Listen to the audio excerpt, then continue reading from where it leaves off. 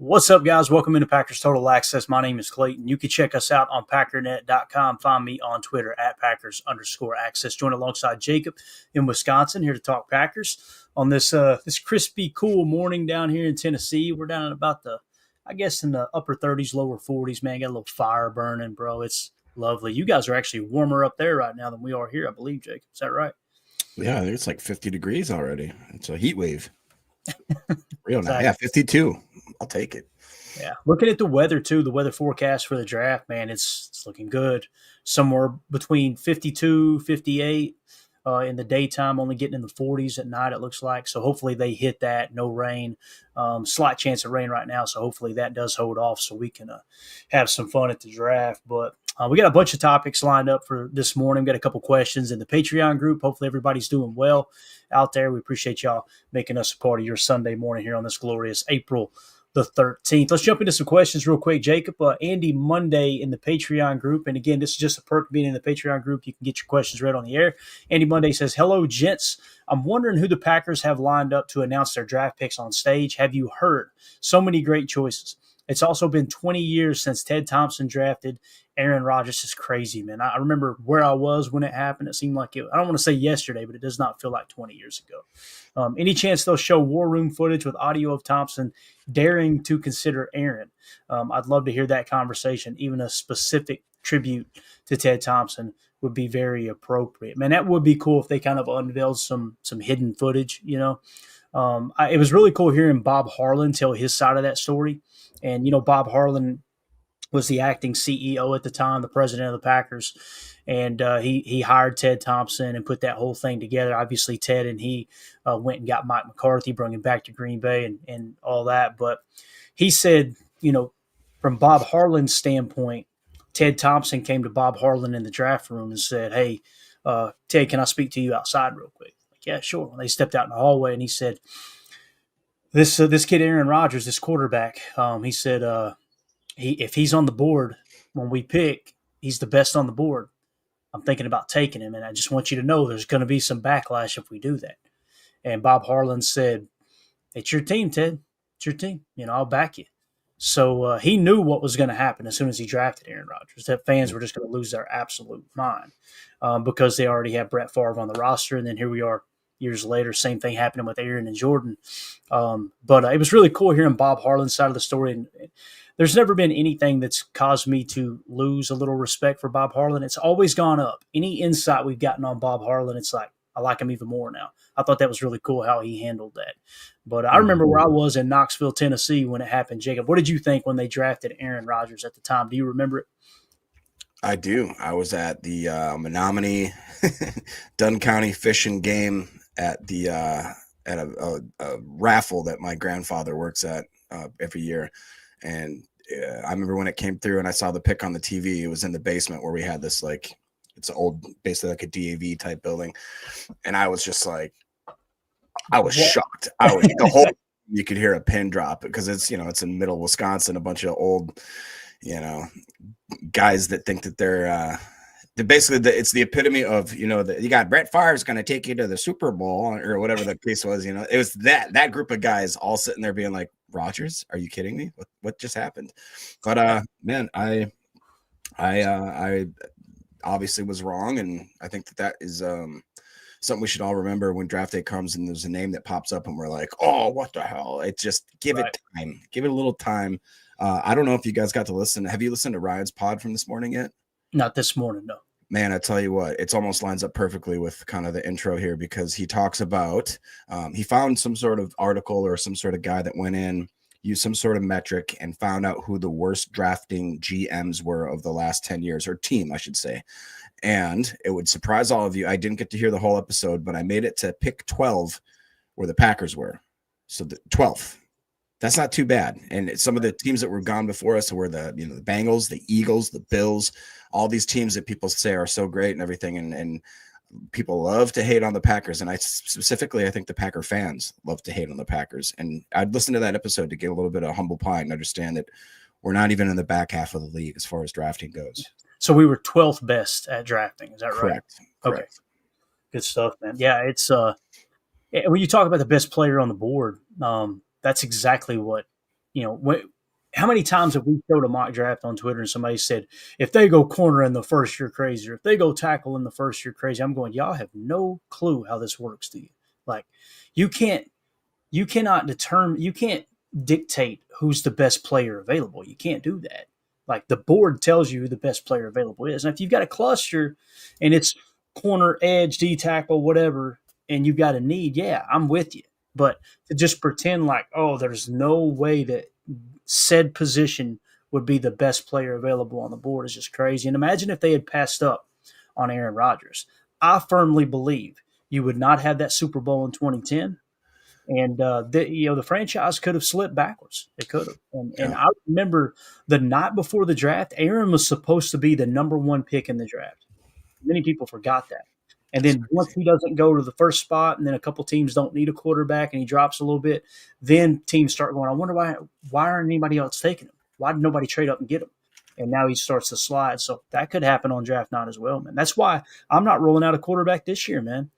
If pick 23 comes, and I'm going to get some flack for this, and I could give a rat's ass.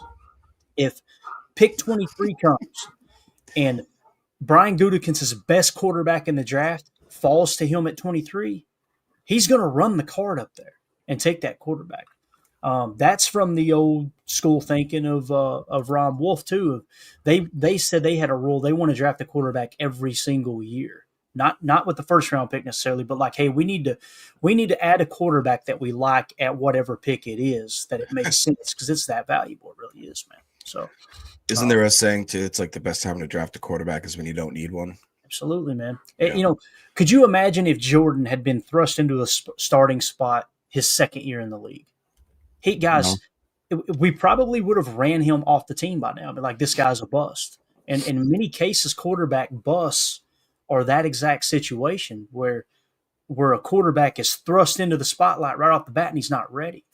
That's the best thing to do is to let them sit. Now, they've got to be sitting behind somebody who knows what the heck they're doing, knows how to be a professional. And I know a portion of the fan base, the reasons we're not going to mention, love raking Aaron Rodgers over the coals. I posted a picture of Jordan Love and Brett Favre. You guys seen? I think I showed it yesterday. Yeah, Jordan Love and Brett Favre hanging out at a autograph signing.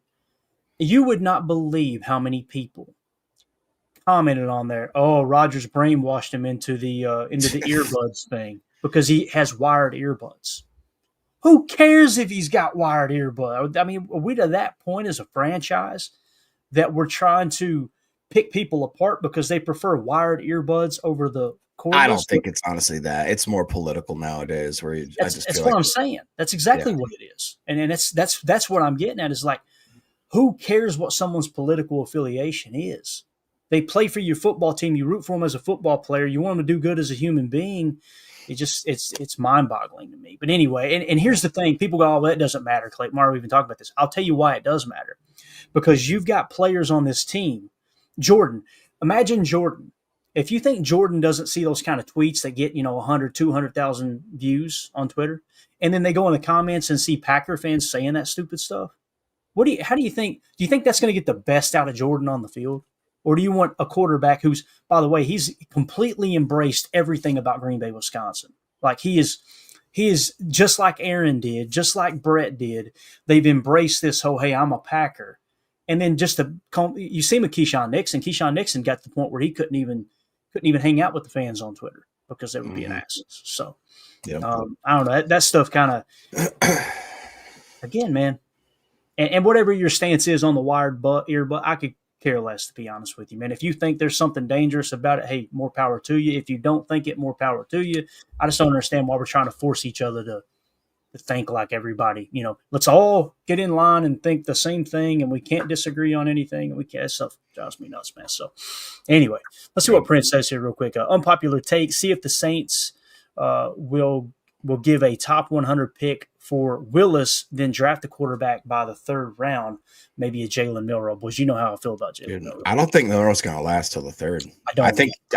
He may not last the first round, dude. I really am starting to think that like Pittsburgh or maybe even the Saints or somebody, I just think that he's too good. He's too fast. He's too good for him to fall to the third. I don't see that happening, man. Mm-hmm. Yeah. I'm with you there. Rich Beck in the Patreon group says, I like that comparison of James Pierce Jr. to Brenton Cox Jr. Got me wondering what the scouting negatives were said about guys on the active roster. Did they turn out to be true? For example, what did they say about Watson and Dobbs? That would be a fascinating study, Rich. I wonder if I could go back. I'd probably have to pay for it, but if I could go back and let's say get Dane Brugler's Beast Guide from the last few years and kind of see if his scouting reports have held true, like, hey, because it's so hard to project these players from college to the pros. And that's essentially what you're trying to do with the draft. And that's why it's so hit or miss. And I think it's awesome you brought that up, Jacob, that we were 12th best at drafting because some fans think that we're bottom five, But Well, yeah, and it's even more impressive because one of the metrics that they did look at was where you draft typically in the grade. And Deadfish brought it up. He goes 12th best, picking around 25 each year. And it's like that's massive. That is a big point that people don't take into consideration, that we're usually picking late, almost early second is usually where we're picking. You know what I mean? As far as where the draft talent accumulates to. And that's what makes it more impressive in my eyes. That like Omar says right here, he says Goot's great at drafting after round one, which I think he is on. I'd love to see the study that shows the hit rate after round one. I'd bet my last dollar that Gooty's pretty darn good. Yeah, definitely, man. That would be a fascinating study there as well. Chuck Goodman says, wasn't Milroe invited to the draft green room? He was invited to the draft, yes. Now, again, it doesn't mean he's going to be a first-round pick, but it did perk my ears up. Like, I don't want to say it's rare they invite like second and third round picks, because there's been many times that later in the draft, someone's there and they'll walk them up on stage just kind of out of the blue, like, oh, that's cool, they were there to draft. But I think there's a legit chance that Milroe could be there, man. There was some smoke to the Pittsburgh pick, like, hey, maybe he'll go to Pittsburgh because for anyone who rolls their eyes at Milroe and thinks, he can't be a pro quarterback, they said the same thing about your Super Bowl winning Jalen Hurts, by the way. Milroe is Jalen Hurts, essentially. Jalen Hurts had a strong arm, right? Had a few accuracy issues underneath. He was in a system where it was kind of a two-read system, and they created a six-back offense around him, and that's exactly what someone would do with Jalen Milroe. A six-back offense is essentially, typically when you're playing defense, when you hear that terminology, when you're playing defense, you've typically got five guys you've got to account for on the field from a target standpoint, right? It could be four wide receivers, one running back. It could be three wide receivers tied in and a running back. It always equals five, right? Well, when the quarterback can run an RPR style offense, it now becomes a six-back offense where you've got to now account for the quarterback. You can't just go, all right, if we take all of his routes away, he's just going to have to throw the ball away. That's a dude that can hit you with an RPR, a run-pass-run option type thing. So Prince in the chat, Hurts is Milroe, Milroe is Hurts, Lace is out. Love it. Finkel is Einhorn. Einhorn is Finkel. Blake B asks, what if Tyler Warren or Loveland is the pick? I wouldn't know what to think or how to feel. Let me close this out real quick. Again, shout out to everybody with the Patreon questions. Appreciate you. The best way to support the show is scan the QR code in the upper right or go to patreon.com/Packer Fan Total Access. $3 get you everything on the site. It's just, it's more of an avenue for you guys to support the show as it is, in there to get excellent content, although we've gotten great feedback over there. So, all right. So here's the question. What if Tyler Warren or Loveland is the pick? I wouldn't know what to think or how to feel. Well, I know how I would feel about it. If Ty Warren fell to the Packers at 23, run the card. He's the 9th on our board. You're getting a top 10 talent in this draft at 23. Would not pass it up. That's me. And again, people criticized the Raiders last year because remember they took Michael Mayer, and then last year they turned around and took Brock Bowers. Well, now they're shopping Michael Mayer, right? And listen, Michael Mayer was one of the top tight ends coming out in the draft out of Notre Dame. It doesn't mean he's a bad football player, but Brock Bowers did historic stuff, right? So if you're telling me, hey, you can go get a Ty Warren, and let's say that turns into Brock Bowers this year, right? And you couple that with Tucker Kraft, boy, now you're really pressing into 12 personnel. And as we know, all these defenses are built to run nickel defenses, whether it's a 4-2-5, a 2-4-5, a 3-3-5 Cub, whatever it may be. They're geared towards stopping 11 personnel. And when you throw a 12-heavy offense at them, they struggle. They don't know exactly how they need to play that because they're probably taking one of their best players off the field in a slot corner and replacing him with a lesser player because he has to play linebacker to stop the run. So I would be okay with Ty Warren. And then when it comes to Colston Loveland, boys, he's crept up on Ty Warren. He's now in the 11th spot on our big board. I'd be totally on board with that. Jacob, how would you feel about that at 23, I wouldn't necessarily be thrilled, but I wouldn't be upset in any way. Because like you said, that just means that Goody thinks this guy is the truth, right? And that would mean that we have probably one of the best tight end rooms in the game if you got Kraft, Warren / Loveland, and then even Musgrave bringing it up the rear there.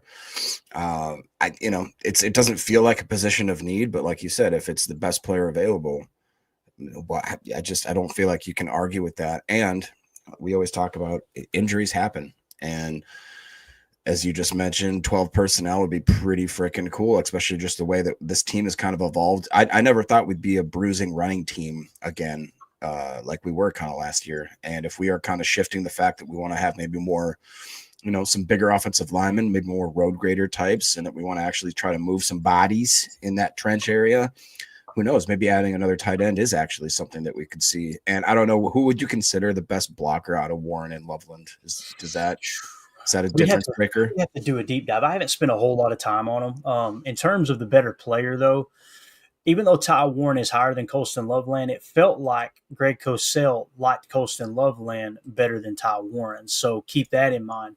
I want to say they were both used kind of flex, but on the surface, I think Ty Warren is the better blocker. I could be wrong there. I'm not a big Michigan guy. Let's see. Somebody said something here. Here we go. Blake B said, Loveland functions as a jumbo receiver in Michigan offense, but I don't know if it will calm the quote, we need a number one narrative. So it sounds like Loveland was probably used a little more as a receiver as opposed to Penn State and how they used Ty Warren. Doesn't mean Ty Warren wasn't flexed out. I'm sure he was as well. So looks like Warren had a run block grade of 52.8. Take that with a grain of salt. And Mr. Colston Loveland had a run block grade of 53.3. So, so probably about the same exact. Yeah. Got it. Good stuff. All right, we'll come back to the draft board here in a little bit. Let's dive into a topic I wanted to hit on real quick, and that's somewhat of breaking news, I guess you could say, as a player we've talked about a lot, Jacob. Mr. Trey Amos out of Ole Miss. It's official, reportedly scheduled a top 30 visit with the Green Bay Packers. So Trey Amos is on that short list of players that the Packers at least want to take a look at. Again, it doesn't mean they're going to draft him, but they definitely want to get a better look at him. So we put a little article together on him, kind of give you his origin story. The Green Bay Packers reportedly scheduled a top 30 visit with Ole Miss cornerback Trey Amos, per team sources. Easton Butler, again, sharing the information with us, eyeing him as a high upside prospect in the 2025 NFL Draft. Ranked number 45 on the PTA Big Board, Amos brings a chiseled 6 foot, 195-pound frame with 31.25-inch arms, offering the Packers a blend speed, physicality, and ball skills to anchor their secondary. Here, look at it, like a grown-ass man in high school, didn't he? Look at this boy right here. Yeah, so scouting report coming out of high school, a 3-star recruit from Catholic Memorial High School in New Iberia, Louisiana. In the 2020 class, Trey Amos emerged as a promising defensive back with a 90.12 grade from On3 at 6'1", 175. We know the real measurement was like 6.5 is essentially what it came down to. He used smooth hips, explosive bursts, and a flair for disrupting passes, complemented by his basketball athleticism as a high-flying guard. His senior tape revealed tenacious man coverage skills and a knack for jumping routes, earning him all-district honors, ranked number 22 among Louisiana prospects by On3. Amos picked Louisiana Lafayette over offers from Arkansas, Baylor, and Mississippi State, viewed as a raw talent with NFL upside. So just let me give you this college background, then we'll go to the PFF grades real quick. Amos's 5-year journey across Louisiana Lafayette from 2020 to 2022, Alabama in 23, then Ole Miss in 24, showcases steady growth and impact. In 2020, he played in 11 games at Louisiana Lafayette, recording 10 tackles and 1 interception. In 2021, he appeared in 14 games, tallying 14 tackles, 5 pass breakups, and 1 forced fumble. In 2022, he played in 11 games, posting 36 tackles, 8 pass breakups. After transferring to Alabama in 2023, he played in 13 games, logging 12 tackles and 5 pass breakups. At Ole Miss in 2024, he started in all 13 games, earning all first-team SEC honors with career highs of 55 tackles, 3 interceptions, 13 pass breakups, and 1 forced fumble. So his career totals came to 62 games, 127 tackles, 4 interceptions, 31 pass breakups, and 2 forced fumbles. When you look at the PFF grades here, Jacob, 2020, 56.9, then he jumps to a 77.2, falls back to a 71.5. At first year at Bama there, 71.6, and then he transfers over to Ole Miss and just blows up 85.6, mostly an outside corner last year, pretty much predominantly an outside corner. Played in the box a little bit, but those are probably nasty splits, I imagine. Yeah. The more I see Trey Amos, the more I just really do think that he would fit what we want in a cornerback, especially. Would you be okay with him at 23? I don't know if we've talked about that before. My answer to that, Jacob, is always yes, because that means Goody had a grade high enough for him to be picked there. Now, if you were to say going off our board, that's the thing. Our board says yes. No, I wouldn't take him at 23. But he's going to be gone at 54, so you got to make that decision, right? And that's where you're talking about reaching for need, right? Well, and I was going to say, because I feel like it's specifically for this draft and this situation when cornerback is apparently a need, especially if Ja leaves, obviously. To me, he seems like jumping even a half round higher of where you would normally want to take him is justified because of the fact that every other cornerback high prospect, it seems like, besides him and Jahdae Barron, have an injury history, and not just a small one. You know what I mean? We got everybody you could think of: Ravel, freaking the guy from Notre Dame, guy from Michigan. You know, and it's like if we have to sacrifice maybe one quote unquote reach to really get maybe the most stand up kind of plug and play type corner that doesn't have injury issues, I'm okay with that this year specifically. So I would be all right if the card comes in and pick 23, we go with Trey Amos. I wouldn't be super pumped about it just because of the value and like you just talked about. But I really like his the way he plays. I love the fact that he's not afraid to get dirty in the run game too, which obviously that could be a double-edged sword if it comes back to bite you in the butt like it did with Jair a little bit. But I think he's scrappy. I think the size is almost perfect. And it'd be cool to have another famous Amos back there, you know? Yeah. And what really grabs my attention, too, is how Bama went after him from UL Lafayette. And then, of course, Ole Miss swoops in and probably gave him even more money, with how college football is structured now. So those two big SEC programs, they seen something at Lafayette that they went, whoa, we got to have this dude. Right. So I think that's huge, too, to kind of take into consideration some of the coaches that were definitely wanting to have him in house. So we talked about college statistics already. Let's go to the RAS card. He scored an 8.37. By the way, that comment there, J. Cole, I would love to trade back into the first to get him. If you trade up to, say, 32, 31 to get back in the first round to grab him, if you were to do that, Jacob, that makes it a little more palatable, seeing that he's number 45 on our board. But I think I would like it to pick 44, trade up. It'll never happen, right? Perfect like that. But that's kind of the perfect scenario, is like get him as close to that 45 spot as you can, so you're giving up less draft capital. Just wanted to hit that real quick. RAS card, 8.37. So he came in at 6 foot. Like I said, a little over 6 foot and a half inch. His weight was 195. We know the Packers, I think that right around 190, 193 is kind of the cutoff there. Doesn't mean they won't draft one, but that's what they like. Bench press, 13 reps. Vertical jump, 32 and a half inches. That's where he struggled there with that vertical. Broad jump, however, shows plenty of explosion at 10.06. 8.50 was the score. His 40-yard dash, pretty sweet, man. 4.43. I mean, you're closing in on 4.3 speed there. 20-yard split, 2.57. 10-yard split, 1.53. Shuttle, 4.36 is where he struggled there, so he did not run the 3-cone. So what you got is a guy with really good burst between the broad jump and the 10-yard split. Seems to struggle a little bit with the agility, but he's definitely one of those outside corners as opposed to a slot corner. So he probably played a little slot at some stops, I'm sure, and it may be mentioned in here. But again, the detailed scouting report at the combine, Amos measured in at 6 foot 195, 31 1/4 arms, 4.4 340, leaping 10'6", broad jump, standout marks for a corner. His 2024 Ole Miss tape highlights a press man specialist who leverages his length to reroute receivers with his speed to shadow downfield. That kind of checks out with the RAS there. aligning with Green Bay's physical defensive approach. He's instinctive in zone with quick hands to snatch interceptions or swat passes, though he can occasionally over-pursue against quick boundary routes. His tape suggests fluid change of direction. So when the tape suggests that, it makes you feel a little bit better about the composite agility grade, obviously. Let's see. Fluid change of direction, projecting him as a premium talent built for outside corner duties. All right, injury and character concerns. Amos has proven durable, suiting up for 62 games over 5 seasons with no significant injuries reported. He played through minor bumps during his Louisiana Lafayette days, missing no games, and showed resilience in 2024 at Ole Miss, starting every game despite the SEC's physical toll. Off the field, Amos is a respected teammate, adaptable across 3 programs, coachable and driven, a multi-sport high school athlete, basketball, track. He brings a competitive edge with 0 off-field issues, earning high marks from coaches for his leadership and work ethic.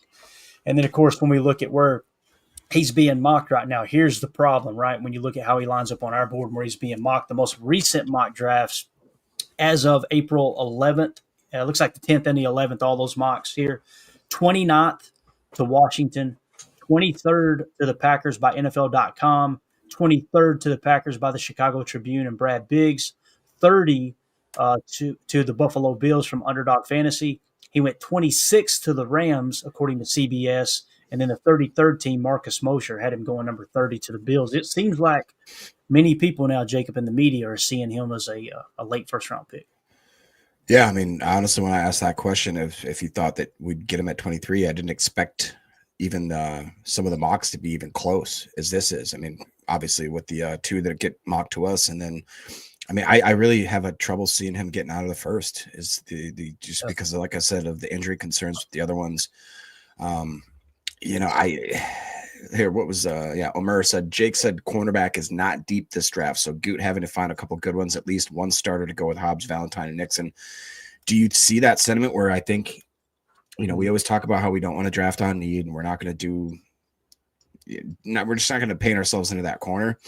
Do you think, though, that because of the fact the cornerback position is so limited at the top end, that Goody feels a little more pressure to maybe find a guy in the first or the second or the third? Because after that, I mean, we've looked at the mock drafts. We've done the test. We've done many examples. It falls off pretty darn quick. And unless you're very confident that you're going to find an absolute steal in the back end of that draft, I do feel like you got to feel a little more pressure, right, to do it early.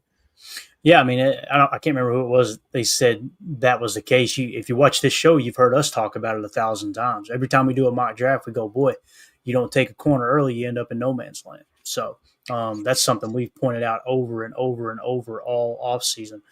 So what you end up with is when you do these mock draft scenarios within the building, you're trying to look at different scenarios of, okay, if this team goes this route early and then they go here and then they go there, how does that affect our board? What you find yourself when you create the horizontal board, and I taught myself out of doing a horizontal board this year because I can't put the whole thing on the screen. It makes it you guys won't really be able to appreciate how a horizontal board truly speaks to you. But when you look up at the horizontal board and you got these clusters and tiers, and you only see maybe 2 corners in this, and then at D tackle you'll have 6 players, at edge you'll have 7 players, at wide receiver you might have 4. What it tells the GM is, boy, if we don't go corner early, if one of those guys are on the board when we pick, then it's going to be a while before we can justify taking one. And that's where you end up in no man's land. You don't end up taking one. But again, the Jair situation comes into play. So, some people would look at it as a reach, right? That's why I was on Jahdae Barron. That's why I'm still on Savone Rebel. Savone Rebel, guys, that dude, to me, he checks all the boxes. And it sounds like he's healthy. No one's concerned with the injury. He's been in for a top 30 visit. We're going to do a write-up on our top 30 visits to the cornerback position. If he's sitting there at 23, to me, he makes more sense than Trey Amos. But if Savone Rebel is gone and Trey Amos is the next best corner on your board, that's where you find yourself in that situation where, crap, do I need to trade down? And make it more worth it here. All good in the chat says, how can I access the board? If you scan that QR code in the upper right, that'll send you to our Patreon page. For $3, it's people can do more. There's other people that are donating, more like Solder signed up for a year and it did the $10 tier. There's no extra perks of the $10 tier. It's just if you want to support the show more. But for $3, what it'll get you is access to the board and everything on the site. So if you go to the chats, I actually posted a link on Twitter just now. In the chat section, once you're a member in there, you're going to see draft board link. And Emilio's been keeping that up to date. So you just click in there and it'll send you right to the spreadsheet and everything that we got in the draft board. That's how you access it. So thank you. I will say that Ryan did have a segment on his podcast this morning where he highlighted Savon Ravel, and someone else did like a write-up about him and actually had like a cut with some footage and some stuff from him as a high school player, and kind of highlighted how he's had to deal with adversity throughout his career. However, it did highlight, in Ryan's eyes, it kind of took him off of the board for him because he's said that the guy's been dealing with injuries all throughout high school, got to college, kind of had a iffy situation, ended up not transferring when he had the opportunity, had one good year, then tears the ACL. So now he's saying that he's a little bit more of a cautious, hazardous type of prospect for him.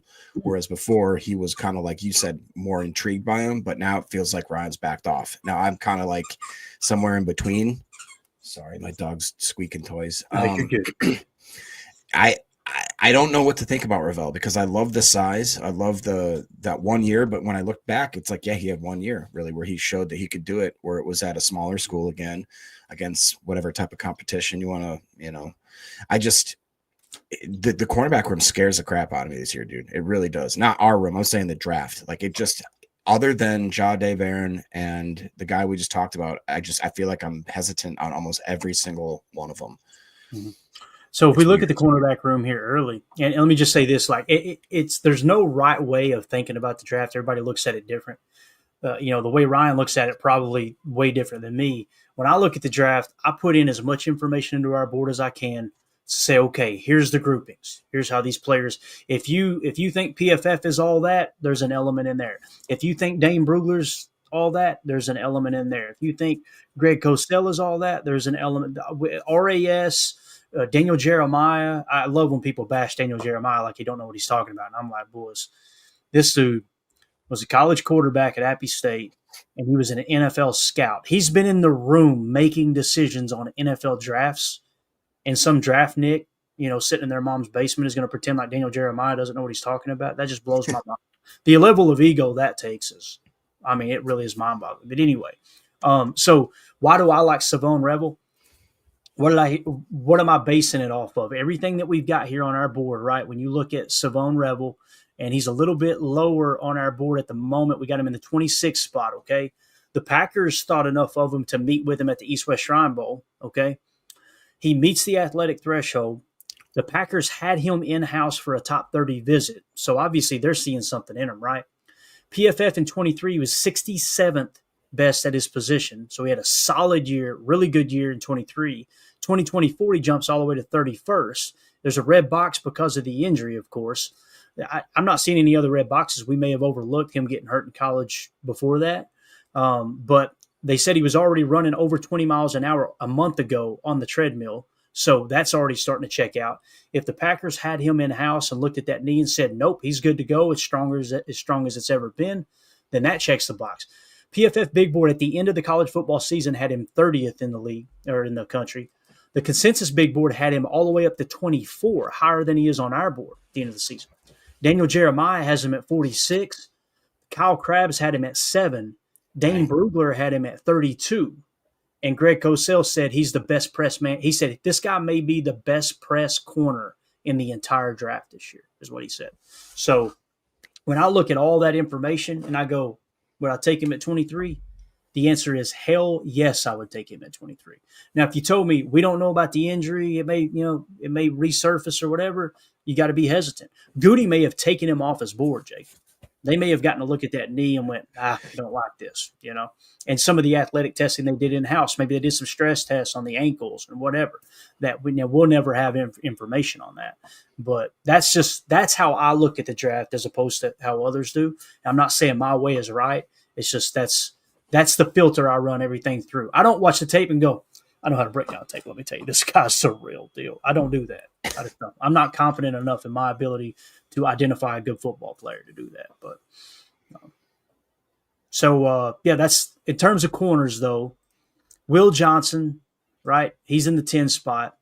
Then it's Jahdae Barron. I would love to have Jahdae Barron. He's probably going to go top 10, top 15. I was just going to say, I think he's going top 10 now. Yeah. He's in the 16 spot. And then you got to jump down to the 26 spot for Savone Revel. And then you go on down to the next corner is, I'm pretty sure, Trey Amos. So you see the drop-off, right? The drop-off is pretty significant. Where did he go? Hold up a second. Let me search real quick here just to make sure we find him. So Trey Amos. Or Trey Amos, I'm sorry. Get those two mixed up. Two Treys on the same team. So he's in the 45 spot on our board. So that would be the next corner. So it drops off significantly, man. Again, it comes down to Savone Revel. If we were going strictly off our board, Jahdae Barron and Will Johnson will be the three corners I'd be willing to take at 23. Again, if they take Trey Amos at 23, that means they had just as high a grade on him as the others. Now, I want to mention this real quick. You got a comment? Go ahead and hit it real quick, Jake. Oh, no, it's just Chuck saying that Ravel still scares me in the first round. Small school plus injury. Second round, I'd take a chance. I'd definitely feel more comfortable in the second, but I just don't see a situation where that guy lasts. Yeah. He's too good. People will take a chance on him. I don't. Right. So now what we've got on our big board here, guys, these are the top 30 visits that we've had so far. And we're going to run through them real quick, and then we're going to talk about this spade over here that we've now added to the board. You notice everything has just been this process building up to the draft, right? James Pierce Jr. in the 12th spot, which, by the way, really excited about this. Tomorrow night, we're going to have Dave Hooker on the show. We're going to open the show with a 10, 15-minute interview of Dave Hooker. For those of you who don't know, Dave Hooker has covered the UT Volunteers down here forever.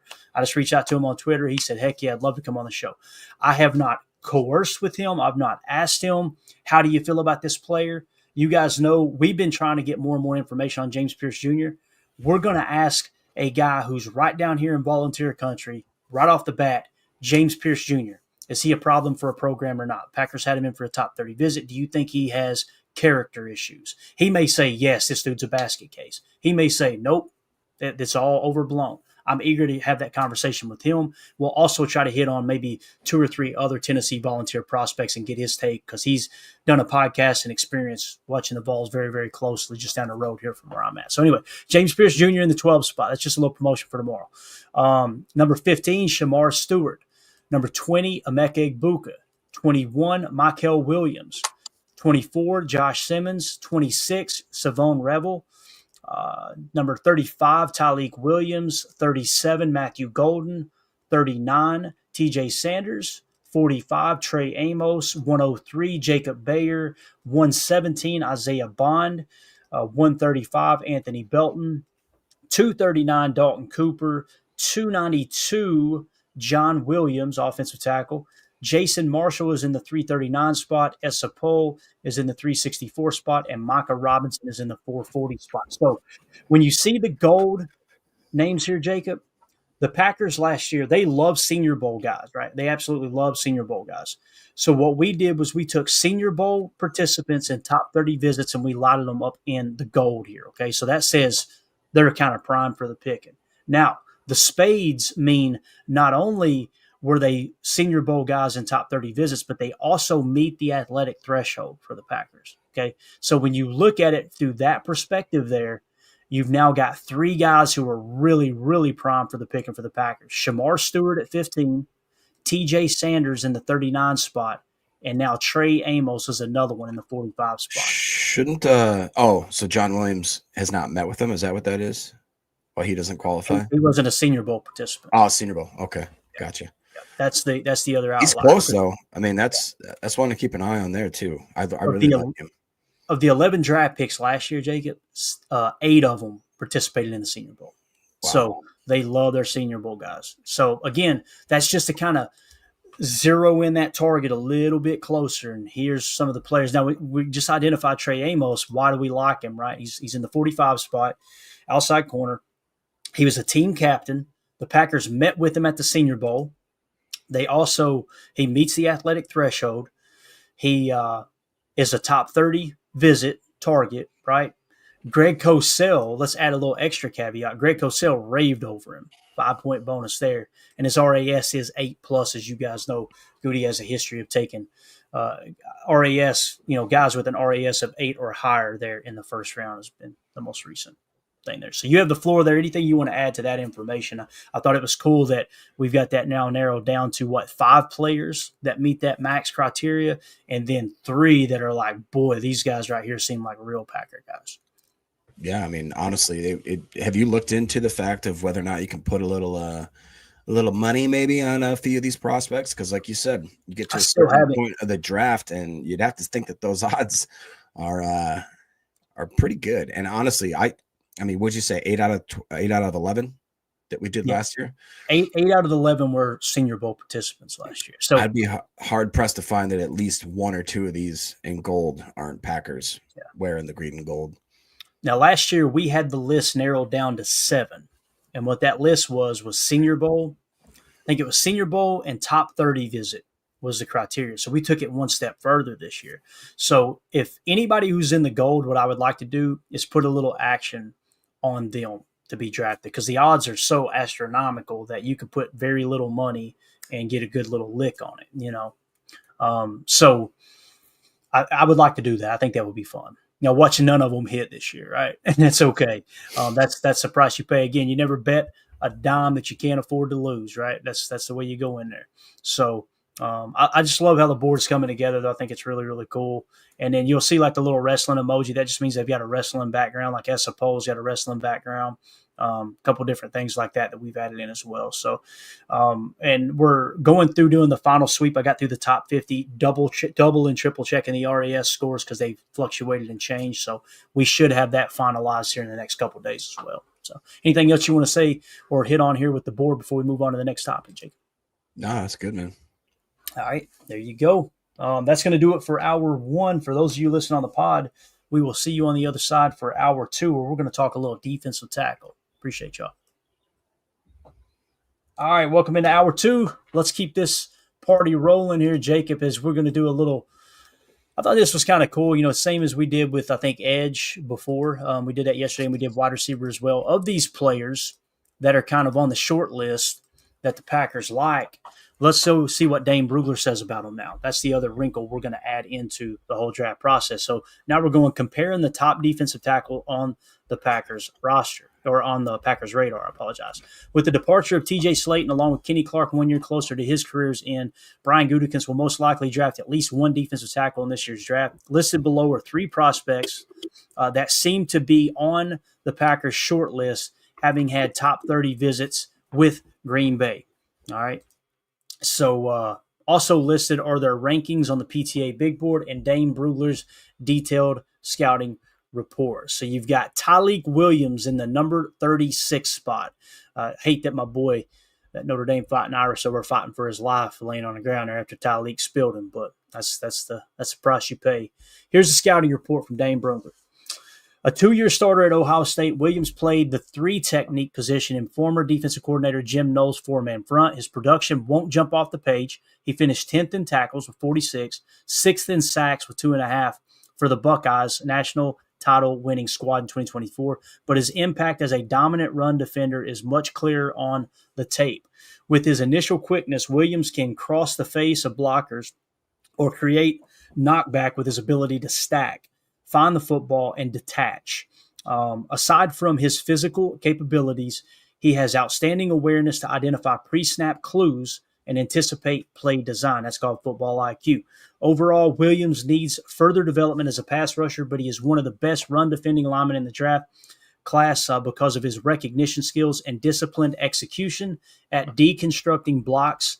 He has the type of skill set that will be appreciated by NFL coaches. So, again, Devontae Wyatt's our best interior pass rusher, right? We talked about that over and over and over this offseason.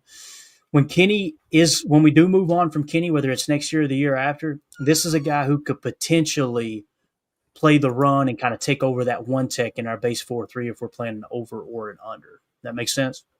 So what's your initial thoughts on him before we get into the strengths list here? Man, I mean, I don't know what it is about the Ohio State guys. I kind of overlook them a lot of the times. Tyleik was not one that was really on my wish list or my high hopes list kind of thing. I don't know why. I mean, he really is a freak athlete. It seems like 6'3", 327, just over 22 years of age. I mean, I don't know why. I don't know why he just isn't on my radar, and he's not one that like I get excited about. He's just kind of meh, in my opinion. Where do you have him on the board, on your board? 36. Yeah. 36. Yeah, Okay. 30. Oh, right there. All right. Yeah, I just don't know, man. It's for some reason I just feel like that he's a small fish in a big pond kind of thing, where I feel like I can't tell if it's him being a stud or the fact that he had JT and the other guy on the edge there helping him. I don't know. I'm not sold on him yet. Got it. And again, a top 30 visit, and that could have been the case with Goody. He might not have been sold and said, let me get a better look at him, Yeah.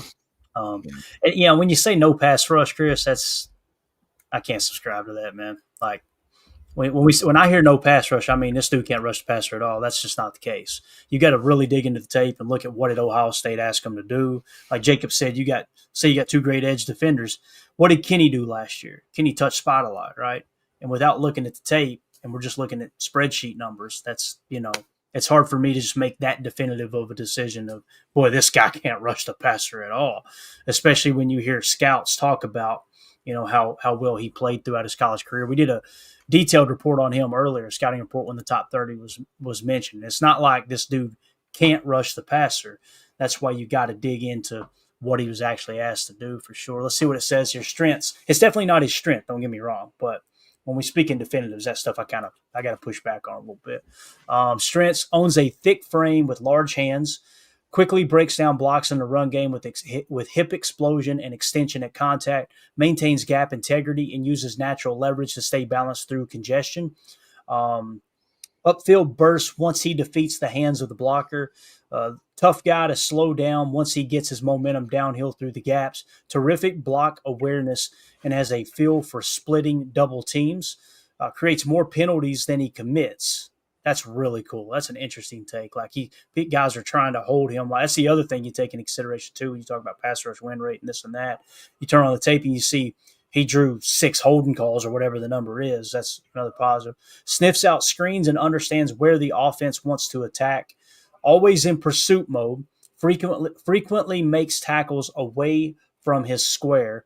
And then weighed more than 360 pounds when he enrolled and worked hard to keep a steady weight. So obviously he trimmed a lot of that off. I want to say last year he was listed at 350 going into the year. And then at the combine, I'm trying to remember, I don't have his RAS card right here, but at his combine, he had trimmed down to like 330 or something like that. I was going to say, yeah, PFF has him listed at 327. So yeah, that's pretty impressive for sure. Weaknesses: he's got below average length and can be out levered if he doesn't win off the snap. Doesn't consistently collapse the pocket as a pass rusher. Not known for his ability to counter and has some stiffness attempting to redirect. Needs to mature his pass rush plan beyond his initial attack. Strong backs can run through his fingertip tackles. See the 2024 Penn State tape. Missed 3 games as a senior with a lower body injury September 2024 and an ankle issue November 2024. Battled a shoulder, elbow, and knee injuries throughout 22 seasons. So there's definitely some injury concerns there as well with Tyleik. So anything else you want to add to Tyleik Williams before we move on to the next top 30 visit from the Packers here, man? No. Yeah, I understand maybe the criticism is that he's not quite a pass rusher, but like you said, I feel like maybe he wasn't allowed to necessarily be as freakish as maybe his body would let him. You know what I mean? Like the coaching strategy was just didn't allow him to maybe do what he could do. His pass rush win rate was a 6.6%, and he did have a pass rush grade of 59.8. But again, that run defense grade of nearly a 90, I mean, that's pretty intriguing there. Yeah. And again, how are we going to use him in terms of deployment, right? If the Packers, he's going to play the Kenny Clark role, the one tech role, most likely. So, would you see him as a Slayton replacement, a decent Slayton replacement? Yeah, and see, that's the thing. Kenny and Slayton, what they would do in the base, they would put Slayton in the 1 and put Kenny to the 3. But you're not in the base very often, so you're in the nickel the majority of the time. When you went to the nickel, they would put Kenny in the 1 to 2 eye, and then they would put Devontae White over the 3. So I see him playing that role with Kenny and TJ. So you probably see him come in on base defense. And that's the thing about Devontae White that's tough. Like when you see people in the comments and people on Twitter go, he can't rush the passer, I don't want him. We got a pass rush specialist in Devontae White, and he struggles against the run, right? Mm-hmm. So, and then people complain that he's not on the field more. But if you're going to complain that he's not on the field more, then you better acknowledge the fact that the run defense was second best in the league at 4 yards a clip allowed, right? That's the give and take of NFL defenses. You can't take everything away. So if we just go, all right, let's just get a pass rush and 3-tech, we get rid of Kenny, right? And now all of a sudden we move on from Kenny next year, and the run defense slides back to 13th, 14th, or 15th, and now all of a sudden you only win 9 or 10 games. People are going to be calling for Jeff Hafley's job as opposed to why did we go get another pass rush specialist when we were doing really good against the run. So that's just some of the stuff you got to kind of take into consideration. I want to hit this question real quick. I've seen it asked a couple times. I definitely am not ignoring it. I was trying to weave it in, Chris. Appreciate you, buddy. He says, Clayton, how often do you think about thinking to do a college football show? So I'd asked a poll question, and I wanted you guys to make the decision for the channel. I said, would you approve us adding a college football show to the channel or just keep it Packers? 72% said no, just keep it Packers. So we will not do that on the show on this particular channel. 28% said yes. If we were to do a college football show, it would be much more random. But I think it's so important. Like, we get to this time of the year and we're trying to figure out, all right, who's good at that? Who's good at this? Who's good at that? Me and Tim kind of had a leg up this year because we did a college football podcast at the end of the year, sort of kind of prepping early for the draft and like, hey, here's where these guys are lined up. We did a college football preview is what we did. I think it will be fun. What I'll probably have to do, Jacob, is create a whole separate channel. Because I do want to respect the fact and honor the fact that people tune into this channel for Packers talk. And we want to keep it strictly Packers. And I some of my favorite channels, they convolute their channel, adding different things. I'm like, I got a notification you had a new show. I thought we were going to hit on this, and you didn't. I try to not mislead people in that regard. So to answer your question, Chris, it would be I would think start with once a week, but it might turn into something where we're doing it, 2 or 3 times a week, that type of thing.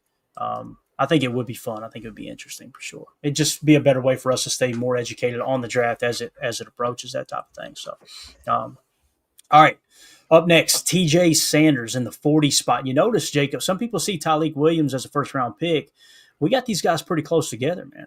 If TJ Sanders is there in the second round, another guy I'd be willing to trade up for. I don't know if I feel good about taking him at 23. But again, if Goody takes him at 23, you know why. A 2-year starter at South Carolina, Sanders was a versatile defensive tackle and defensive coordinator. Clayton Watts' 4-man front, aligning up and down the line of scrimmage. A late bloomer, Sanders didn't focus on football until his junior year in high school. His impact steadily improved each of his four seasons as a part of a deep, talented Gamecocks defensive line. They averaged just 36 defensive snaps. He averaged just 36 defensive snaps in 2024.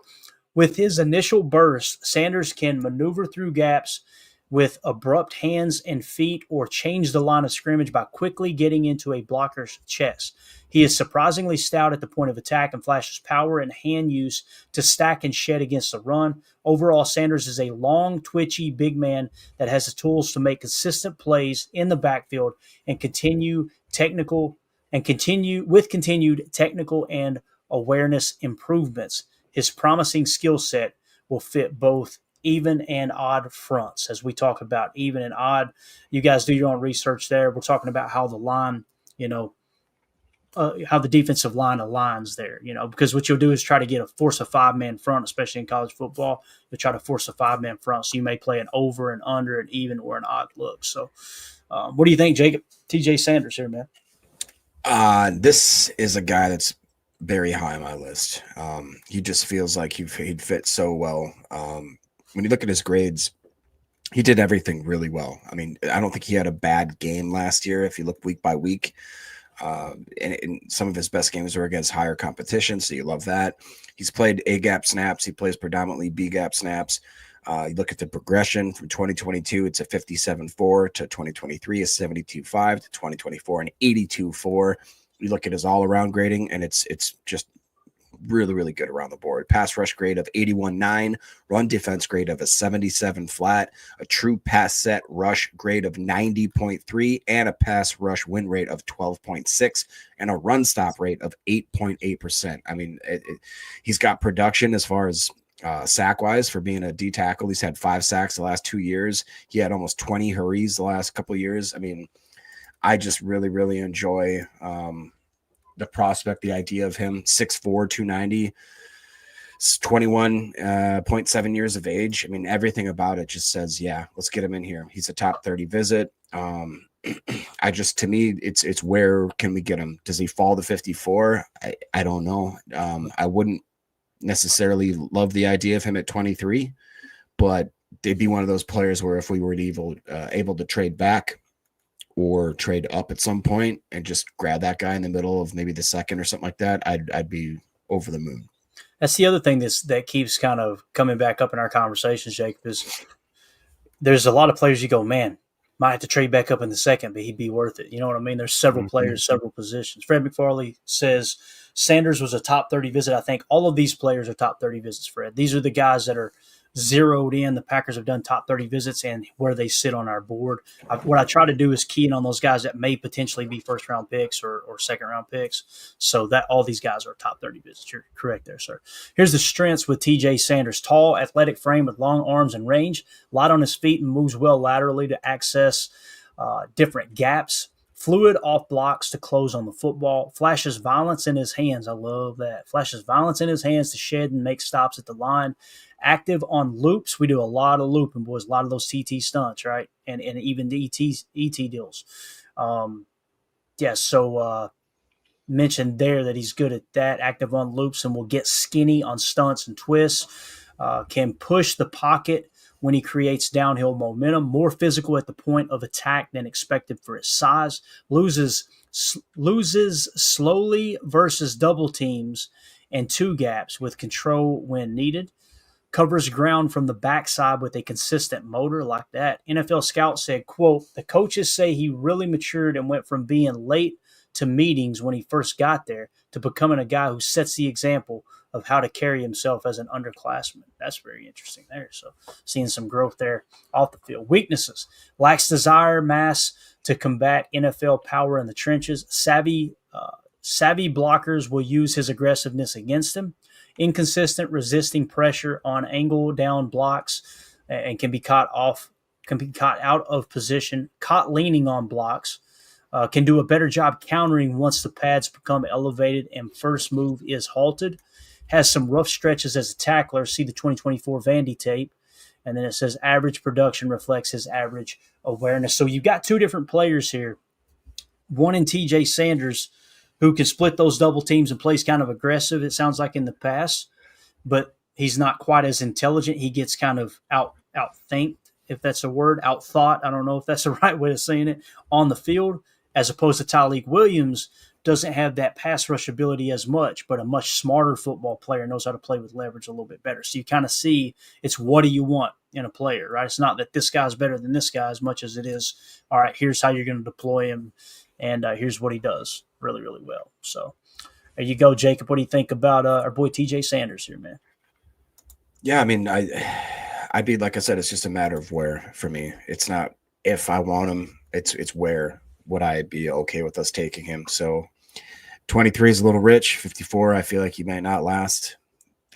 What do you do? You know, I in my dream scenario, it'd be cool to do a mock draft. I thought about this, to do a mock with before trading Jair for maybe like what do you think at best we'd get a third or a fourth, putting that into the mix and then trying to trade back at least once in the first round and just be cute with it. Like it sounds unrealistic because they'd never trade back more than once. We did it when we had Jaden Reed in our sights.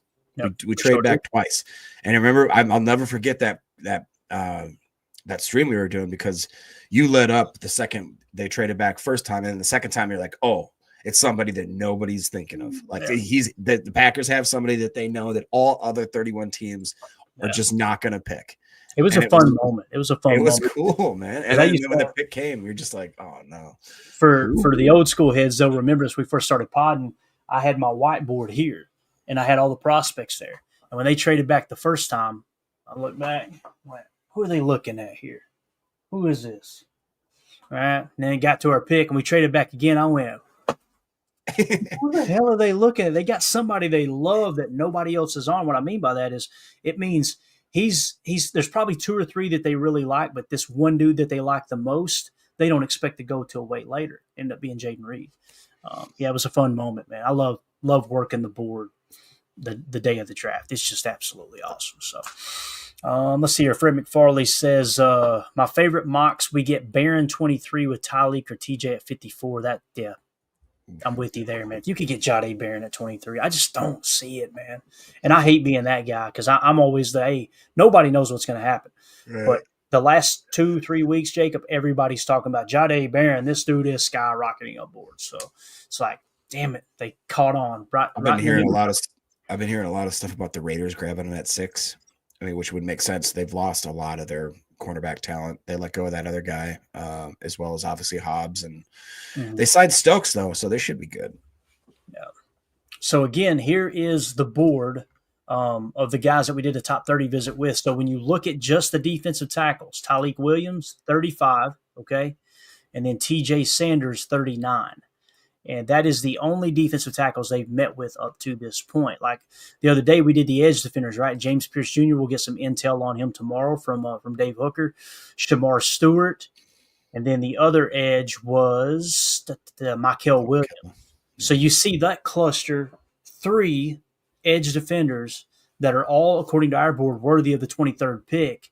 Kind of feels like they're probably going to take an edge with that top pick, at least if the board falls the way that ours may fall. Now, when you look at receiver, you got Emeka Egbuka. Hands down, in my opinion, I would love to have him at 23. They've done a top 30 with him. Matthew Golden at 37 seems like a bit of a reach, but these could be scenarios too, Jacob, where, all right, if Emeka Egbuka's gone, let's trade back, and then we'll get Matthew Golden. You know what I mean? Trade back a few picks, that type of thing. So, yeah, we will see how it goes here, man. Brent's in the chat. By the way, I saw that Baz will be going to the draft, so he won't be live streaming this year. Might be fun for the guys to get with him while there. I invited him to dinner. He was going to go to dinner with us on Wednesday night with the crew. We were going to go to a really nice restaurant downtown, and he was like, heck yeah. And then he found out his flight isn't getting into town until like 8 p.m. that night. We're going to dinner at 7 is what the reservations are set as. So we're definitely going to hook up with him. He's going to be there with a credential pass for Roundtable Sports. You guys know that's a show that he asked me to fill in for him on there. He's going to be there with those guys. So if he's not doing a live stream, I'll see if he'll make sure his listeners and viewers know that we're going to be live. That way they can maybe hop in here and hang out with us. And I might be able to actually attach – I don't know if he would trust me enough. I say that because I wouldn't trust him enough, and I have as much trust for him as anybody on the intrawebs. But I was going to say, if we attach his YouTube channel to our stream, that way he doesn't miss out on content. I'm going to mention that to him. That way he knows, hey, you can still get some views because Baz is a stand-up dude, and looking forward to shaking his hand and actually meeting him in person while we're up there. So if we remove all these filters, Jacob, now, and we go back to just the board itself, right? Just take a quick glance here.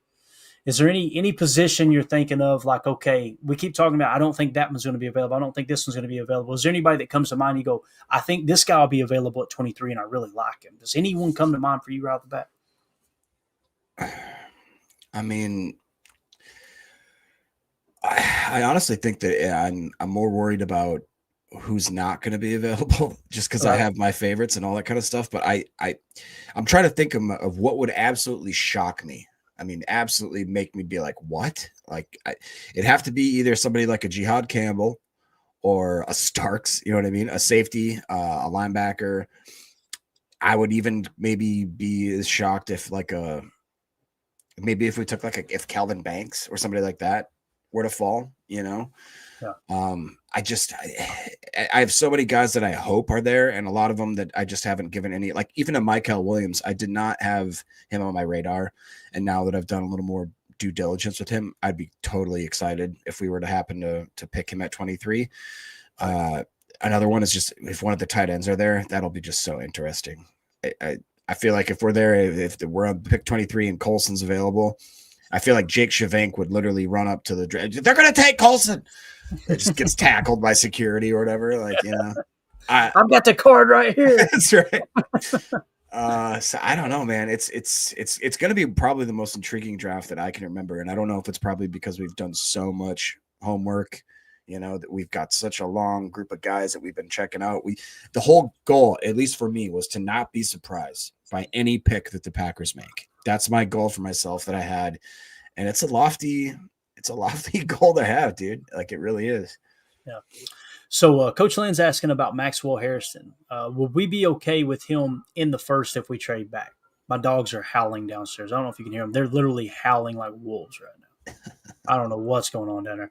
All right, Maxwell Harrison, would we be okay if we take him in the first if we trade back?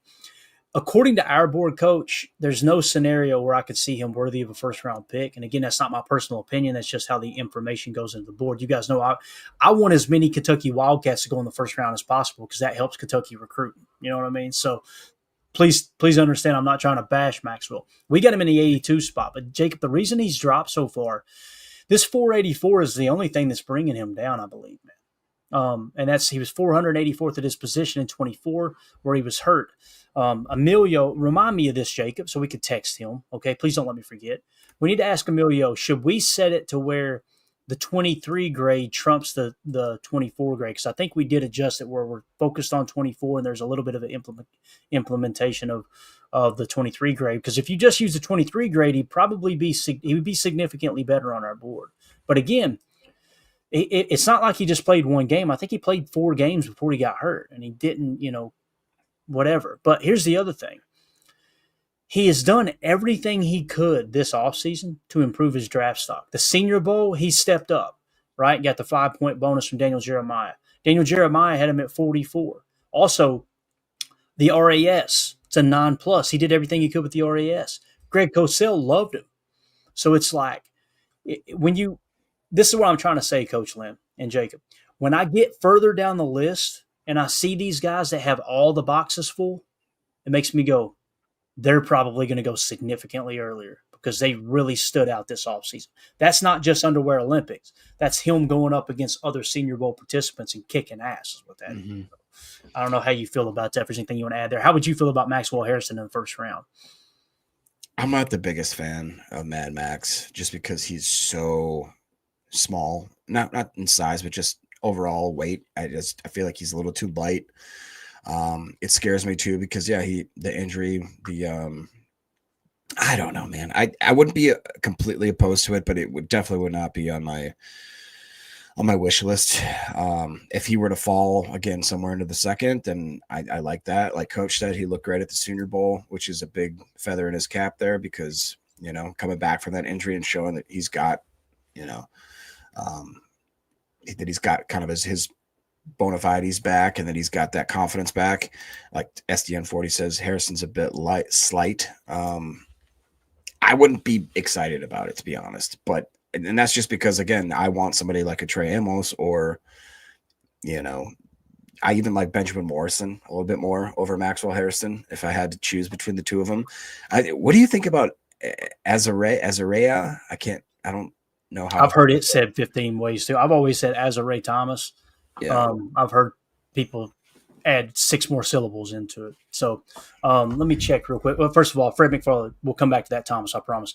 Fred McFarley said, I think that makes sense for guys that were hurt in 2024, Clay. We might be able to do that and just say, okay, if they were hurt in 2024, we're only going to count the grade where they were healthy, but we want to know that they're hurt too, So I just text Emilio just to kind of get a complete understanding because I'm almost positive that the 23 and the 24 grade are both averaged in. So, and we did that because of Jaden Reed.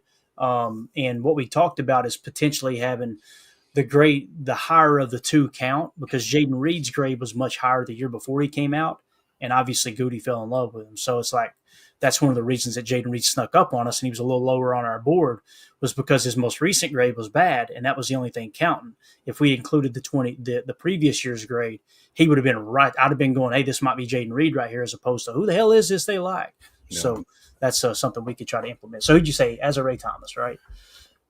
We had him. We had a little mix-up with him the other day, and I think we've got it fixed now. Emilio got in there and fixed it for us. Here we go. We got him in the 75 spot, Jacob.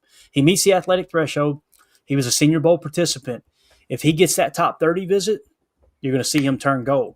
and that might be someone that's on their radar. So in terms of the Senior Bowl, he got the Senior Bowl bonus. He balled out there. His RAS, when we took it in, and I haven't gotten that far on resetting everything, was a 7 in the 7s, I believe. So not great. And some would say the threshold gods would come after you and go, "There's no way the Packers would draft him." Greg Cosell, I haven't heard him say anything on him yet. So, 75 is where we got him. So, second to third round pick, somewhere in that range, I would imagine. Okay. How do you feel about him? Another one that I've gone up and down with. I feel like he's swayed so far. I've seen somebody mocking him in the first. I've seen people mocking him in the 4th and 5th. It's like, right. I don't know where to go with that.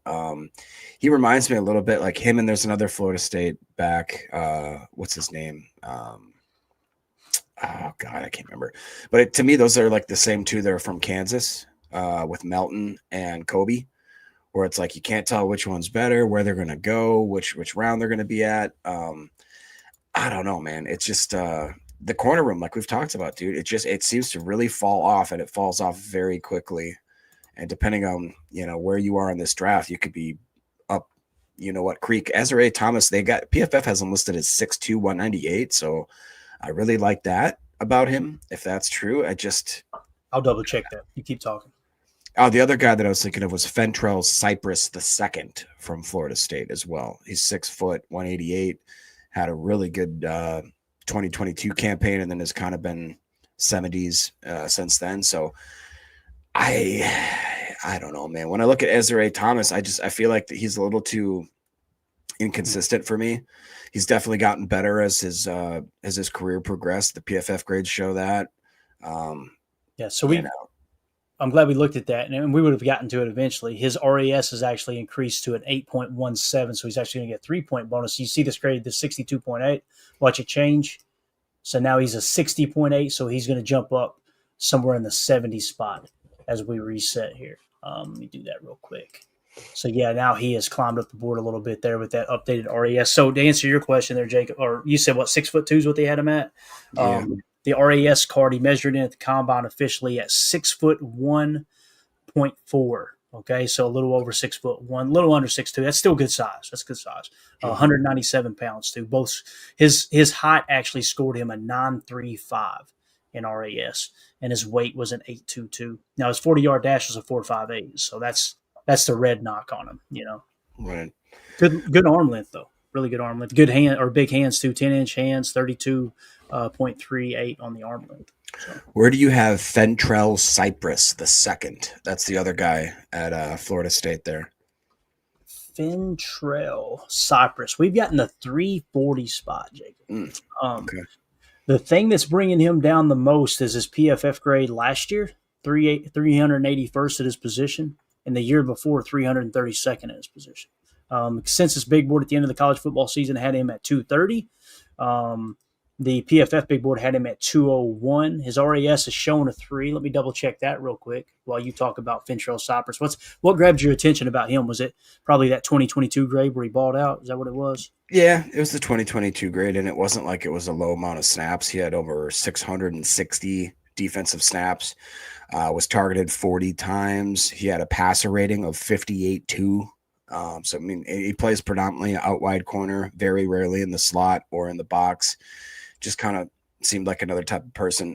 In 2024, coverage grade of around 70, run defense grade around 70, man coverage grade around 62, with the zone coverage grade around 67. So, I mean, like very kind of middle of the road type player, but he has shown pockets where he does look like he's a very, very good player. It's just where are you going to get him? Oh, and by the way, PFF has him most drafted by the Packers quite considerably over the Cowboys and the 49ers. So makes sense. Thought that was interesting. Yeah, so his RAS is an 8.58. He came in at 6 foot 182. So the weight's a little low there, scoring a 2.78. Just put a little bit of weight on him. 4.4340. His 3-cone was pretty darn good, 6.84, but his shuttle was only a 4.34. Vertical jump 38 inches. Pretty impressive. So, 4.43 on the 40, and the 10-yard split was a 1.54. So he was one of those guys that started fast, the 20-yard split slow to touch, and then he finished stronger than he started. So top end speed, quick twitch, and again, when you look at the shuttle, the shuttle being a 4.34 score and a 4.08, that with that 20-yard split tells you that transitioning, like hitting that next gear, or even maybe picking up speed after stopping, is I guess what you would call change of direction. But that's I don't want to say it's horrible, but that's definitely the negative aspect of his physical traits. So yeah, that's how we ended up with him in the 340 spot. I think he's way higher than that. He's going to go higher than that. It's just trying to honor the board. To put that into perspective, I mean, Jason Marshall, who was a top 30 visit for us out of Florida, the guy that was highly recruited out of high school, 5-star recruit. Packers have met with him twice. He meets the athletic threshold. Fentrell Cypress did not meet the threshold, and it was probably the weight, I would imagine. But Marshall's right there with him, so I think they would probably be on Jason Marshall more than they would Fentrell Cypress, I would imagine. So, got it. Any other players you want to take a gander at? We got about 5 more minutes. If there's anybody else you want to see. There was one I really haven't taught you. Do you have Nikko Reed? Nikko. Nikko Reed, Reed. Correct. We do not. No, we can add him though. Okay. Look how many prospects we got on this board now, bro. That's a lot. Over 560 now. So what's his position, Jacob? Tell me about it. So he's a cornerback out of Oregon, the Ducks. He's 5'10", 180 according to PFF. Consensus big board right now for PFF, he's 202. Nikko what now? Nikko Reed, Nikko Reed. All right, and you said out of Oregon?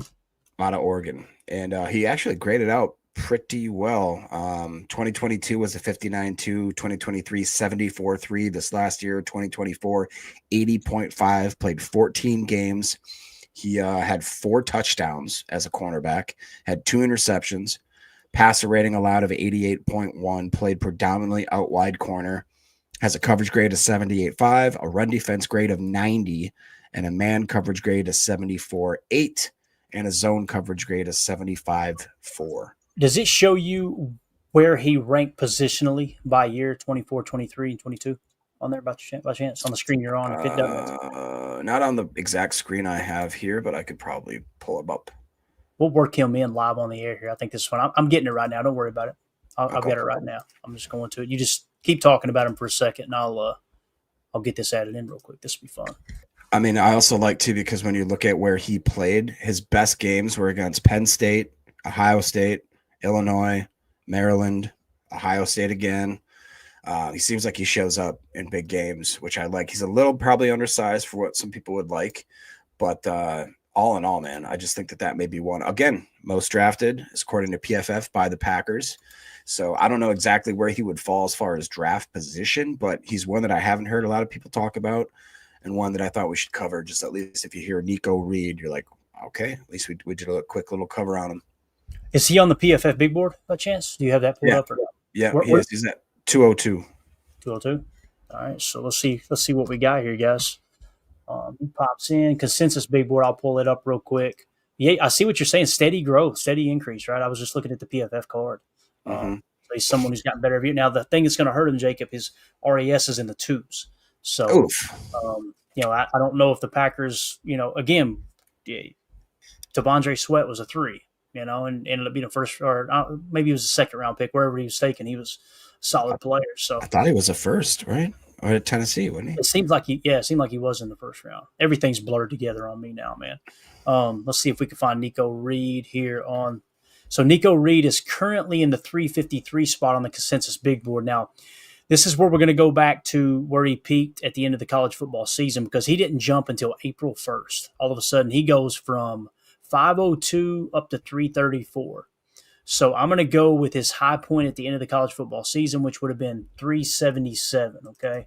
So that is kind of in between where he is now and where he was. So that's going to score him a 212.7, Jacob. This is how we add them in, guys. So y'all seen how the sausage was made here, right?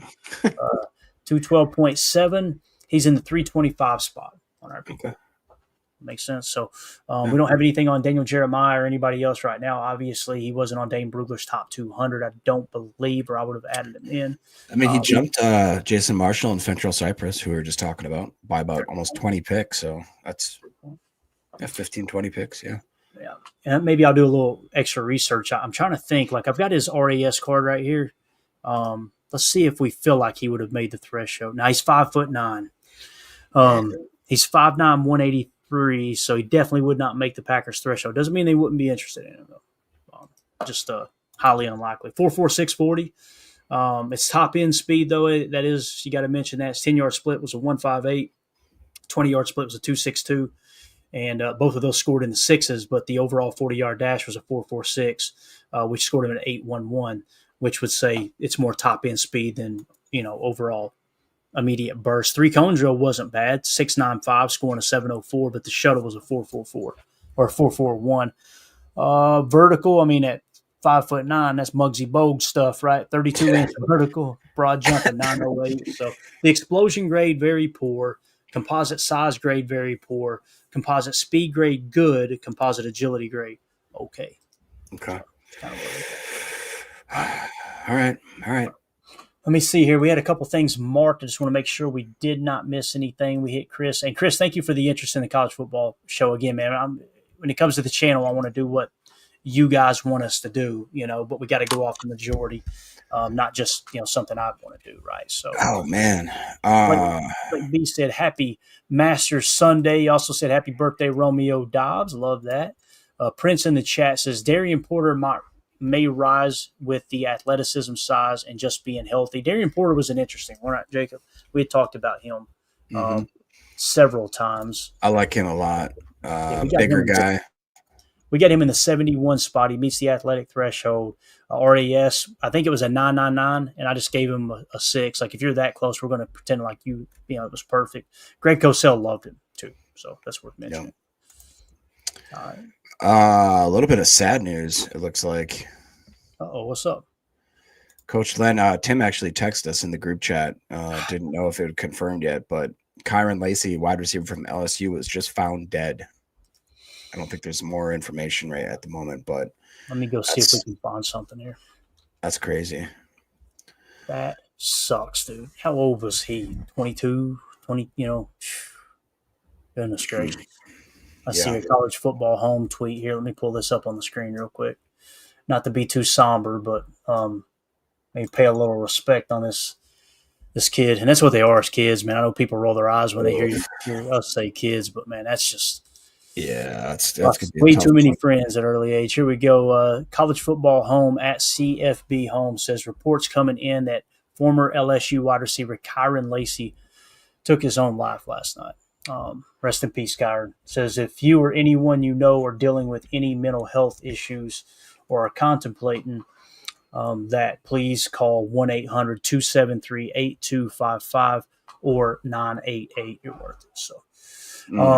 And again, that's college football home saying that may prove to not be true. Please don't take that as we're saying that's what happened, but that seems to be one of the latest rumors. But yeah, man, it's telling you boys, and I'm not even saying if that is what actually happened, that CTE is the cause, but it's a real thing, and it's why you heard I was one of those fans going, they're running the game, and then I actually did a little research on CTE and was like, man, this is absolutely freaking horrible.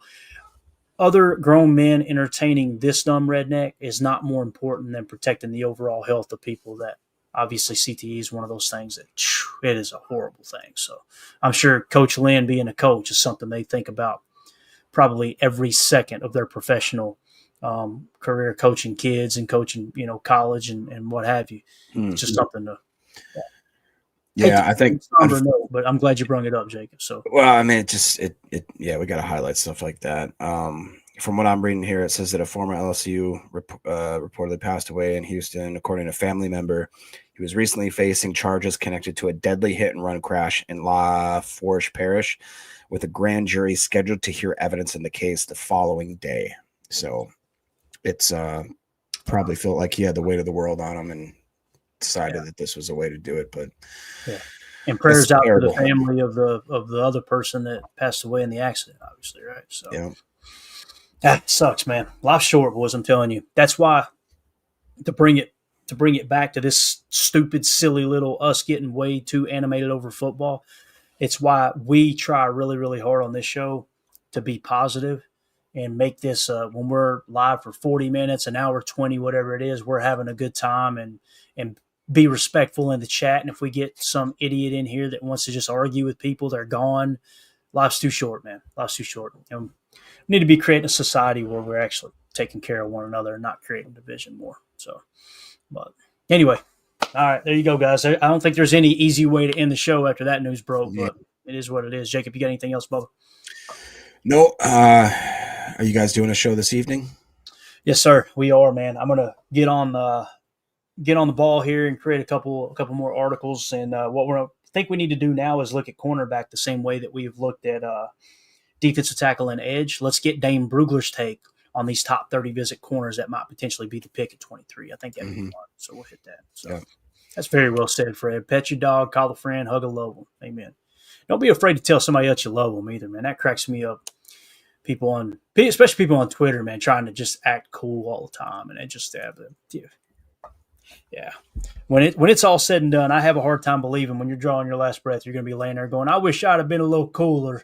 You're probably going to be going, "Man, I wish I'd have helped a few more people out." So, anyway, on tonight's show, we are going to be giving away a rookie card autographed by Katan Oladapo. Make sure you're a member in the Patreon group. Scan the QR code in the upper right or go to patreon.com/PackerFan. Total access, $3 get you access to the entire site. We'll put your name on the Larry McCarron pinky wheel and give that sucker away. We're also going to be giving away later a Sean Ryan autographed rookie card, a Bo Melton autographed rookie card. We just gave away Javon Bullard and Mason Crosby. I've also got some giveaways I'm lining up for the draft show, which is going to be an absolute blast. So we'll be doing multiple giveaways there as well. We got a lot of stuff to give away. I got to get caught up because Zambi loaded us down with autographed cards, which is cool. And Bates also just gifted a Patreon membership. You guys got to help me out. How can we give that away? Because we do our giveaways based off the Patreon, right? Well, he gifted a full year Patreon membership to someone. I got to figure out the best way to give that away, Jake. So you think about it, chat, think about it, and we'll come up with a cool way to do it. So that's it. We'll see y'all tonight, 7 p.m. Central. Everybody have a great day. Like I said, take care and don't take life too serious, man. Give people a little bit of grace and be willing to forgive and forget a little bit more. And believe me, I'm talking to myself. I'm the worst at it. So we'll see y'all tonight. Everybody take care. And we go. We out. We're out. Bye, guys.